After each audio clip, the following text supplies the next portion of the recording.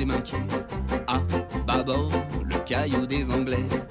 Et quand tu vois les cheminées, la grande église de Perret, c'est qu'au Havre, mon baiseau, t'es arrivé. La Cambuse, il y a un truc qui me tracasse. Pourquoi il faut descendre des marches pour aller dans les jardins de l'hôtel de ville? Parce qu'en 1947, le niveau de la ville a changé. Sauf dans le jardin de l'hôtel de ville qui est resté au même niveau que celui d'avant les bombardements. Mais comment c'est possible? Parce qu'on a reconstruit la ville sur les gravats. Ah oui, le bombardement des Anglais. Tout juste. Mais pourquoi ils nous ont bombardés, les Anglais? C'était pas nos alliés? Si, mais ils avaient besoin d'un port pour ravitailler leurs troupes qui venaient de débarquer en Normandie. Et puis ils ont été mal renseignés, on a cru que le QG allemand et les casernes étaient dans le centre-ville, alors qu'en fait ils étaient sur la côte. Oh mais c'est horrible. Oui. Alors, le 5 septembre 1944 à 18h, 350 avions bombardent Le Havre.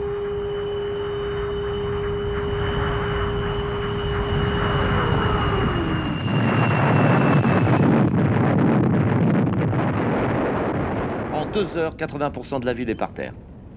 Et ça a duré jusqu'au 11 septembre.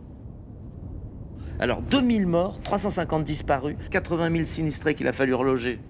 Et comment on a fait pour les reloger alors? Alors là, c'est là qu'intervient Auguste Perret, le roi du béton. C'est lui qui disait « Le béton, c'est la pierre que nous fabriquons bien plus belle et plus noble que la pierre naturelle. » Je trouve ça plutôt joli. Oui, joli, alors pour lui, c'était pas le problème. D'abord, 1, le béton, c'est pas cher. 2, préfabrication et rapidité de mise en œuvre, ça va vite. Et 3, utilisation d'une trame modulaire de 6,24 m. Pourquoi 6,24 m? Alors, 6,24 m parce que c'est la portée optimale d'une poutre de béton.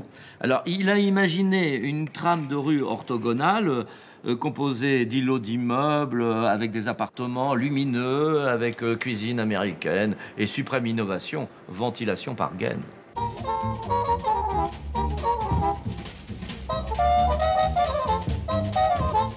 Ça a dû être un choc pour les Havrais. Nouvelle ville, nouvelle vie. Au début, ils n'ont pas aimé, hein.